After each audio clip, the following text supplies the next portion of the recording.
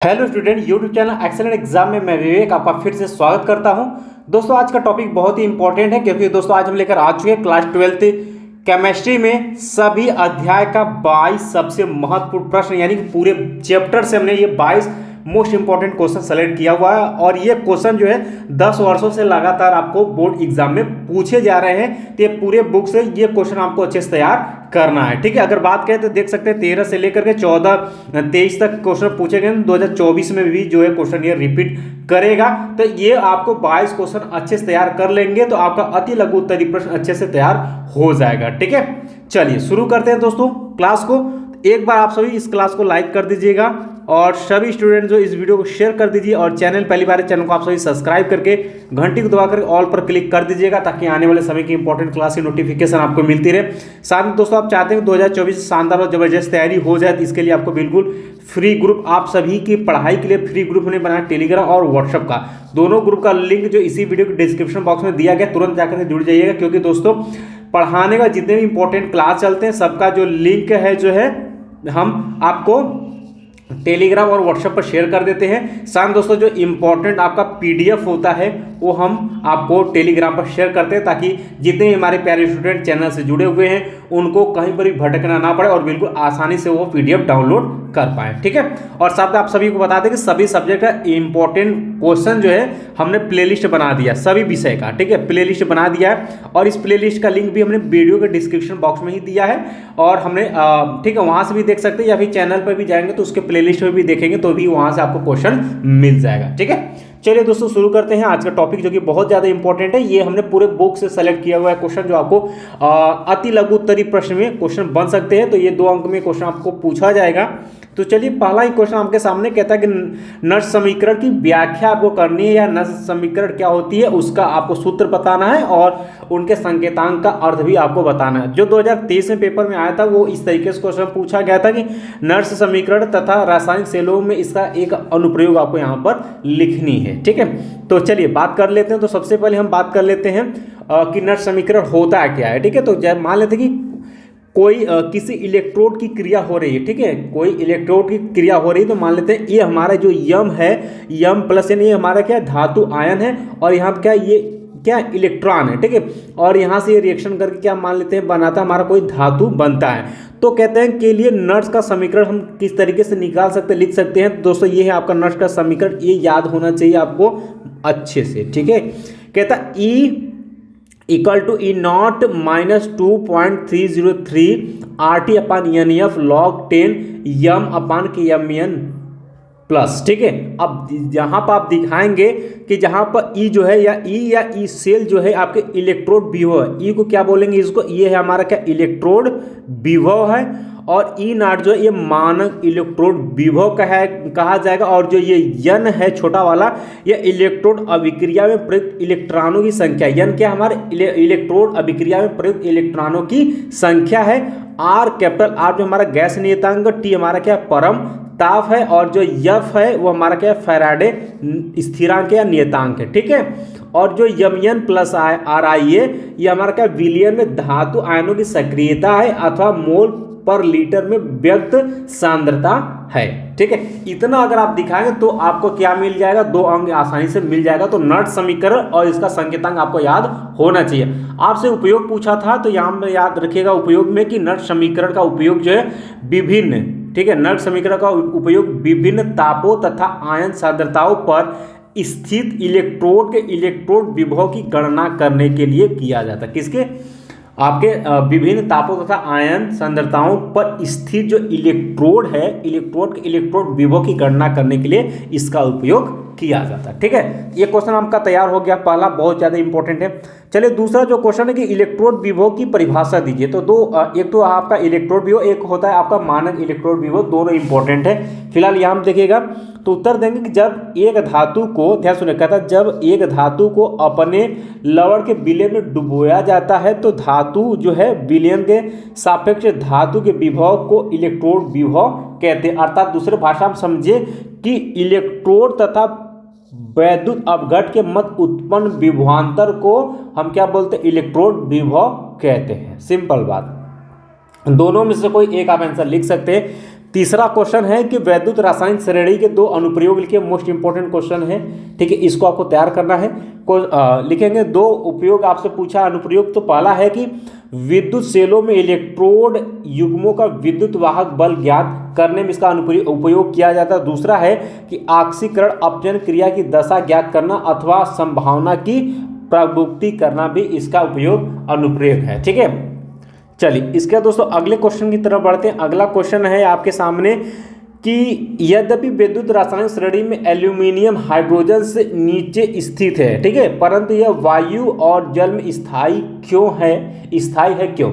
ये कारण, अब ये बहुत ही इंपॉर्टेंट क्वेश्चन है बच्चों, ध्यान सुनेंगे, वेरी इंपॉर्टेंट। और इस टाइप का क्वेश्चन आपसे घुमा फिरा कर पूछा जाता है, तो लेकिन आंसर देने का तरीका सबका क्या होता है, सेम होता है, ठीक है। तो यहाँ पर उत्तर आप लिखेंगे कि वैद्युत रासायनिक श्रेणी में जो है एल्यूमिनियम का स्थान हाइड्रोजन से नीचे होने पर भी यह वायु तथा जल में स्थायी है, क्योंकि विद्युत रासायनिक, देखिए यहीं से आंसर दिया जाएगा सभी क्वेश्चन का इस टाइप का, कि क्योंकि विद्युत रासायनिक श्रेणी में धातुओं की रासायनिक सक्रियता नीचे से ऊपर जाने पर घटती है। इस कारण एल्यूमिनियम धातु जो है वह लिथियम, पोटेशियम, बेरिलियम आदि धातुओं की अपेक्षा कम क्रियाशील होती है, ठीक है। और यानी मेन क्या होगा, ये विद्युत रासायनिक श्रेणी के आधार पर सभी का उत्तर हम देंगे। आगे बढ़ते हैं, अगले क्वेश्चन की तरफ बढ़ते हैं। अगला क्वेश्चन वेरी इंपॉर्टेंट है, ये आपके 2024 में पूछा जाएगा किसी न किसी सेट में। कहता है कोलराउस का नियम क्या है, आपको बतानी है। देख सकते हैं 14 में, 15 में, 14 में देखिए दो सेट में, 15 में, 17 में, 2 सेट में, 19 में पूछा और 23 में भी क्वेश्चन आया हुआ है, ठीक है। आइए देखते हैं कोलराउस का नियम, ठीक है। तो कहता है कि यदि प्रत्येक चालकता पद को वैद्युत अपघट सूत्र में स्थापित या उपस्थित, ठीक है, यदि प्रत्येक चालकता पद को विद्युत अपघट सूत्र में उपस्थित संगत आयनों की संख्या से गुणा किया जाए, तब किसी विद्युत अपघट की अनंत तनुता पर चालकता इसके धनायनों तथा ऋणायनों की मोरल चालकताओं के योग के बराबर होती है। ये है इसका परिभाषा। चलिए अगला क्वेश्चन है आपका कि सिल्वर नाइट्रेट के घोल में कॉपर की छड़ डुबोने पर घोल का रंग नीला क्यों हो जाता है, आपको व्याख्या करना है। 2024-23 के बोर्ड एग्जाम में ये क्वेश्चन रिपीट किया हुआ है, तो बिल्कुल सेम क्वेश्चन इसी तरीके से आप देंगे। इसका आंसर वैद्युत रासायनिक श्रेणी को आधार मानेंगे और इसका आंसर देंगे, ठीक है। तो कहता है कि वैद्युत रासायनिक श्रेणी में कॉपर जो है सिल्वर से ऊपर है, कॉपर जो है वो किसे, सिल्वर से ऊपर, अतः कॉपर की छड़ को AgNO3, ठीक है, यानी कि सिल्वर नाइट्रेट के विलयन में घोलने पर सिल्वर नाइट्रेट से Ag को विस्थापित कर देता है तथा कॉपर नाइट्रेट बनने से विलयन का रंग जो है वो नीला हो जाता है। अब किसके कारण ये हो रहा है, वैद्युत रासायनिक श्रेणी में, ठीक है, उसी के वजह। तो यहाँ ध्यान से रिएक्शन दिखाएंगे। कहता है हमने क्या लिया है यहाँ पर, सिल्वर नाइट्रेट का घोल है यहाँ पर और ये कॉपर का छड़ है, तो ये क्या करता है, Ag को यह विस्थापित कर देता है विद्युत रासायनिक श्रेणी में। क्यों, ठीक है, क्योंकि ये क्या है, वैद्युत रासायनिक श्रेणी में जो है कॉपर जो है सिल्वर से क्या ऊपर है, तो ऊपर है तो नीचे वाले को क्या करेगा, विस्थापित कर देगा। तो यहाँ से Ag को हटाकर कॉपर यहाँ पर शिफ्ट हो जाएगा, तो यहाँ पर आप देख सकते हैं इस तरीके से बनाएगा और यहाँ 2Ag प्लस आयन बनाएगा, ठीक। इसका दोस्तों आगे बढ़ते हैं अगले क्वेश्चन की तरफ। अगला क्वेश्चन है कि अभिक्रिया के वेग से आप क्या समझते हैं, या अभिक्रिया के वेग का अर्थ उदाहरण से आपको स्पष्ट करना है। ये भी इंपॉर्टेंट क्वेश्चन है, चलिए देखते हैं। कहता है कि वह दर, अभिक्रिया के वेग का परिभाषा ध्यान सुनेगा, कि वह दर जिस पर समय के साथ साथ अभिकारक पदार्थों का सांद्रण परिवर्तित होता है, अभिक्रिया का वेग कहलाता है। यानी समय के साथ साथ अभिकारक जो है उसके पदार्थों का सांद्रण क्या होता है, परिवर्तित है, बदलता है, तो अभिक्रिया का वेग कहलाता है, ठीक।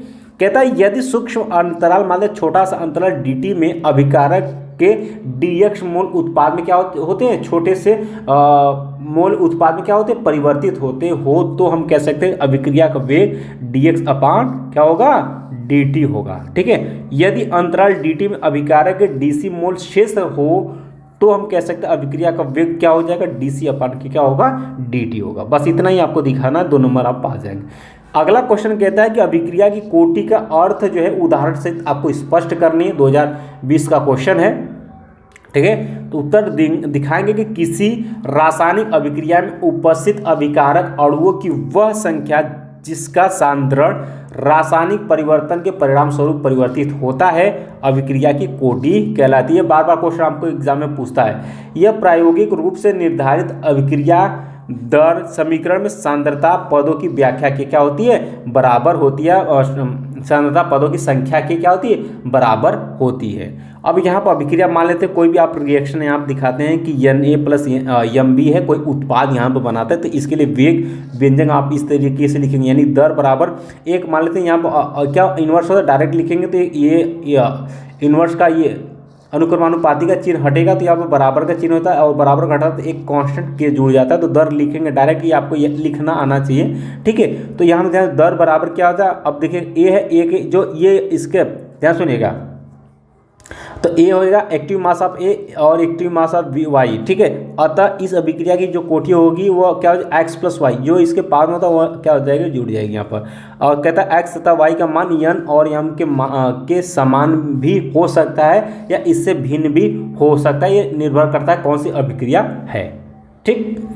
इसका दोस्तों आगे बढ़ते हैं। अगला क्वेश्चन है कि शून्य कोटि की अभिक्रिया से आप क्या समझते हैं, उदाहरण द्वारा समझाइए। इसके वेग स्थिरांक का आपको व्यंजक भी लिखना है, 3 साल पेपर में क्वेश्चन आया हुआ, इंपॉर्टेंट है। तो दिखाएंगे कि वह अभिक्रिया जिसकी दर जो है अभिकारक अणुओं की सांद्रता पर निर्भर नहीं करती, शून्य कोटि की अभिक्रिया कहलाती है। सिंपल सी बात है कि वह अभिक्रिया जिसकी दर जो अभिकारक अणुओं की सांद्रता पर क्या करती है, निर्भर नहीं करती है, शून्य कोटि की अभिक्रिया कहलाती है।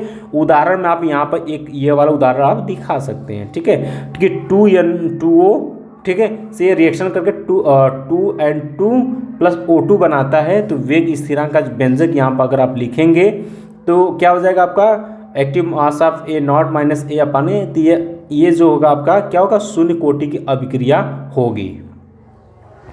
चलिए इसके दोस्तों अगला है क्वेश्चन, ये वेरी इंपॉर्टेंट ये भी है कि तापीय गुणांक, ठीक है, तापीय गुणांक क्या है, अभिक्रिया के वेग से इसका क्या संबंध आपको बतानी है।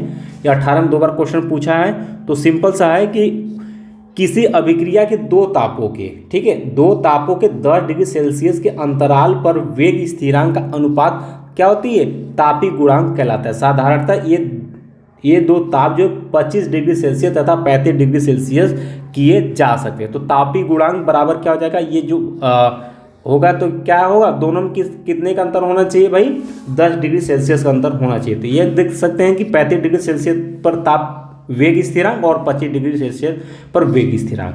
तो तापीय गुणांक बढ़ने पर अभिक्रिया का वेग क्या होता है, बढ़ता है। अब आगे बढ़ते हैं। अगला क्वेश्चन है 11 नंबर का कि संक्रमण तत्व क्या है, ठीक है। तो या संक्रमण तत्वों को डी ब्लॉक के तत्व क्यों कहते हैं, ये बताइए। बहुत ही प्यारा सा क्वेश्चन है और ये आपको पता होना चाहिए कि उत्तर लिखेंगे वे तत्व जिनमें डी उपकोष यानी N-1 × D उपकोष आंशिक रूप से पूर्ण होता है, यानी आंशिक मतलब लगभग पूर्ण होता है, ठीक है।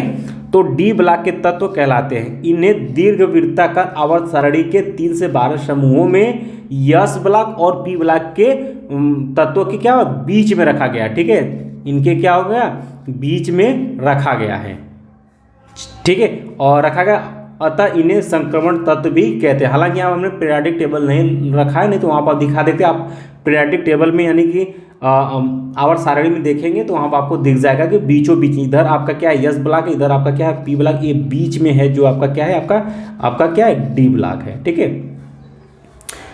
चलिए आगे बढ़ते हैं। अगला क्वेश्चन कहता है कि संक्रमण तत्व रंगीन यौगिक या आयन क्यों बनाते हैं। ये भी बहुत प्यारा सा क्वेश्चन देख सकते हैं, 17, 18 और 23 में इस बार क्वेश्चन पूछा गया, तो ये रिपीट कर सकता है 2024 के लिए, ठीक है।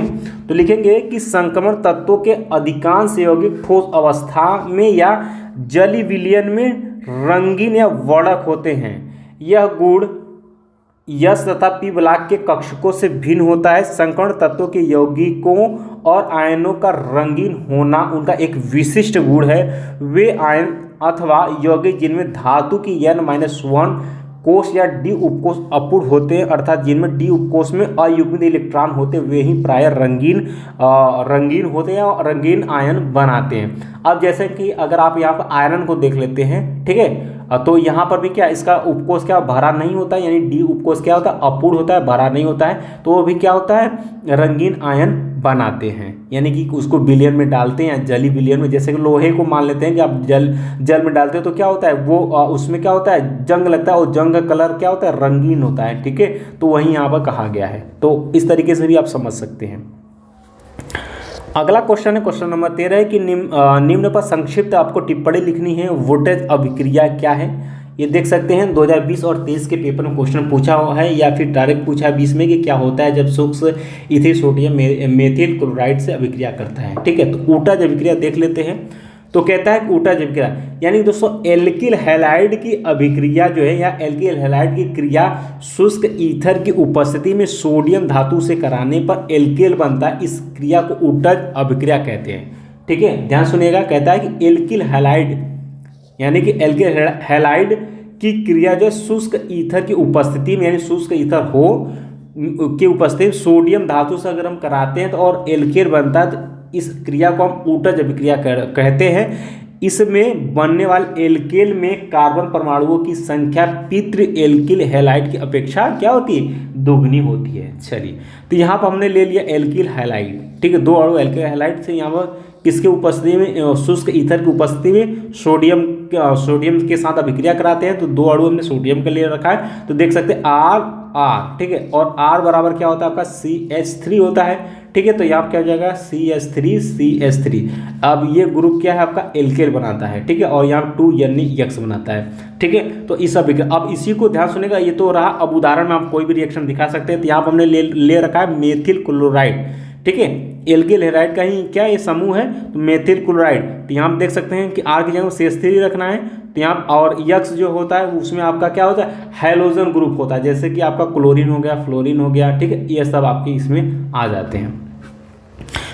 चलिए, तो यहाँ पर 2CH3Cl ले लिया, और दो अणु आपका क्या होगा सोडियम का शुष्क ईथर की उपस्थिति में, यहाँ पर R यानी कि CH3 इसी को हम बोलते हैं एथेन, ठीक है, और यहाँ पर 2NaCl बनाता है। तो यह अभिक्रिया क्या कहलाएगी आपकी ऊटज अभिक्रिया कहलाएगी, ठीक।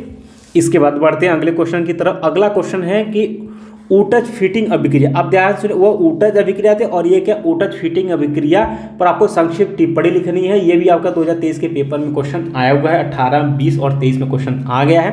चलिए ध्यान सुनिएगा कि वह अभिक्रिया जिनमें या जिसमें 1 मोल एरिल हैलाइड तथा 1 मोल एल्किल हैलाइड शुष्क ईथर की उपस्थिति में अभिक्रिया करके एल्किल एरिन बनाते ऊटज फिटिंग अभिक्रिया कहलाती है।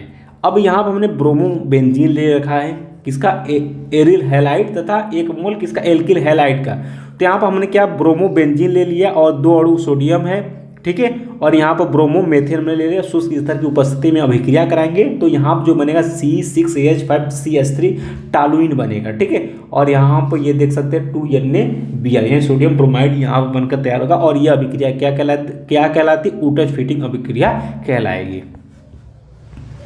क्वेश्चन नंबर 15 की टॉलेन, ठीक है, क्वेश्चन नंबर 15 है कि टॉलेन अभिकर्मक क्या है। टॉलेन परीक्षण के एक उदाहरण का रासायनिक समीकरण आपको देनी है, तो जरा 20 का क्वेश्चन है। तो कहता है कि अमोनीकृत सिल्वर नाइट्रेट, ठीक है, अमोनीकृत सिल्वर नाइट्रेट यानी कि AgNO3 प्लस NH4OH विलयन को टॉलेन अभिकर्मक कहा जाता है।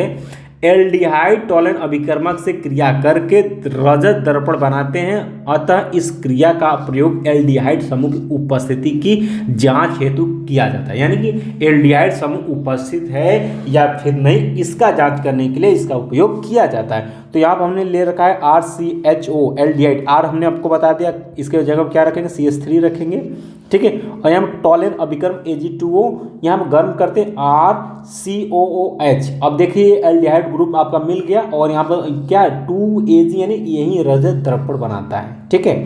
चलिए आगे बढ़ते हैं। क्वेश्चन नंबर 16 है आपका कि एथिल एमीन जल में विलय है लेकिन एनिलीन में नहीं, क्यों। ये 2023 के बोर्ड एग्जाम में आया हुआ क्वेश्चन है, तो ये 2024 में भी रिपीट कर सकता है, तो इसको भी आपको तैयार करना है। कहता है कि एथिल एमीन जो है जल के अणुओं के साथ हाइड्रोजन बंध बनाने के कारण जल में विलय होती है, लेकिन एनिलीन जो है जल के साथ H बंध यानी हाइड्रोजन बंध न बनाने के कारण जल में अविलेय होती है, यानी कि मुख्य कारण का हाइड्रोजन बंध बनाने और न बनाने का। तो याद रखिएगा कि एथिल एमीन में जल के अणुओं के साथ क्या हाइड्रोजन बंध बनाते हैं, इसलिए वह जल में विलेय होती है। एनिलीन क्या है, एनिलीन जो है जल के साथ हाइड्रोजन बंध नहीं बनाता है, जिसके कारण वह जल में अविलेय होती है, यानी घुलता नहीं है। ठीक। क्वेश्चन नंबर 17 है कि आरएनए में उपस्थित चार क्षारकों की आपको नाम लिखनी है। तो आरएनए में उपस्थित 4 क्षारक आपको पता होगा, बायो वाले बच्चे होंगे उनको तो तुरंत ही याद होगा, अपने हाई स्कूल में पढ़े होंगे साइंस वाले बच्चे, ठीक है, मैथ वाले बच्चे, ठीक है। तो जिसमें आपको 4 होते क्या, एडेनिन, ग्वानिन, साइटोसिन और यूरेसिल, चारों का नाम आप याद रखिएगा, ठीक है, AGCU, adenine, guanine, cytosine, uracil. ठीक। अगला क्वेश्चन है आपका क्वेश्चन नंबर आपका, ठीक है, ये आपका 18 नंबर का है, ठीक है। कहता है यूक्लिक अम्ल क्या है, एक उदाहरण दीजिए, इनके जल अपघटन से क्या उत्पादन प्राप्त होता है, ठीक है। तो कहता है यूक्लिक अम्ल पॉलीयूक्लियोटाइड के जैव बहुलक है। उदाहरण में आप दिखा सकते हैं, डीएनए में डीऑक्सीराइबोज न्यूक्लिक अम्ल तथा आरएनए में राइबोन्यूक्लिक अम्ल। न्यूक्लिक अम्ल के जल अपघटन उत्पाद प्यूरिन्स, पिरिमिडिन्स, न्यूक्लियोसाइड्स, न्यूक्लियोटाइड्स तथा फास्फेरिक अम्ल है। अगला क्वेश्चन है आपका कि आणविक ज्यामिति के आधार पर प्रोटीन का वर्गीकरण कीजिए, या प्रोटीन की संरचना पर संक्षिप्त आपको टिप्पणी लिखने के लिए 2022 में क्वेश्चन में आया हुआ है। तो ध्यान सुनिएगा कि आणविक ज्यामिति के आधार पर प्रोटीनों को निम्नलिखित वर्गों में बांटा गया है, ठीक है। पहला आपका तंतुमय प्रोटीन और दूसरा आपका गोलिकाकार प्रोटीन। अगला क्वेश्चन है आपका कि अपवृत्त शर्करा क्या है, ठीक है। तो फ्रक्टोज एवं ग्लूकोज का मिश्र अपवृत्त शर्करा कहलाती है, यानी फ्रक्टोज और ग्लूकोज अगर हम मिला देते हैं तो वह मिश्रण ही अपवृत्त शर्करा कहलाती है। अगला क्वेश्चन है कि एक डाइसैकेराइड का सूत्र व नाम आपको लिखना है। तो सुक्रोज एक डाइसैकेराइड है, सुक्रोज को क्या है आपका एक डाइसैकेराइड है, इसका सूत्र C12H22O11 होता है, यानी C12H22O11 होता है।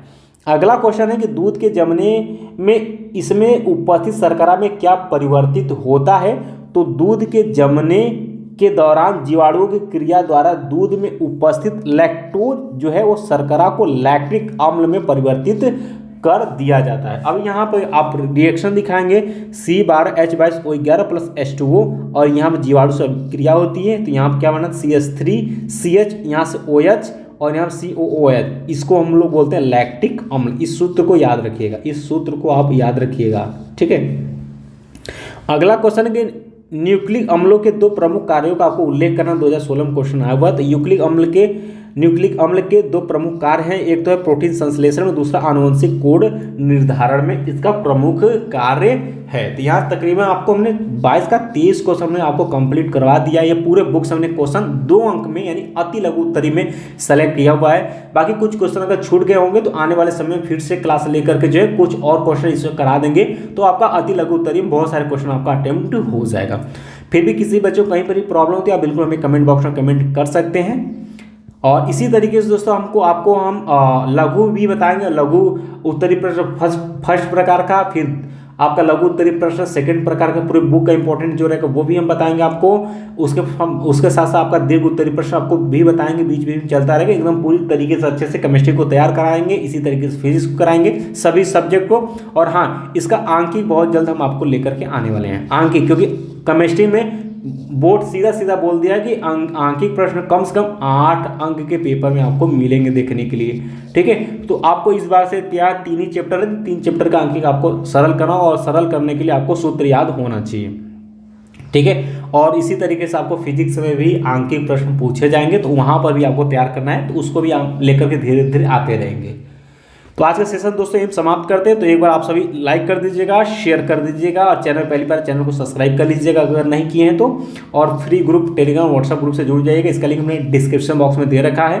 और यहाँ से तुरंत जुड़िए ताकि जितने भी इंपॉर्टेंट क्लास है उसका PDF सब कुछ आपको टेलीग्राम व्हाट्सएप पर रोजाना मिलता रहेगा। ठीक है, बाकी बच्चों मिलते हैं नेक्स्ट क्लास में इंपॉर्टेंट क्वेश्चन के साथ। तब तक के लिए जय हिंद, जय भारत।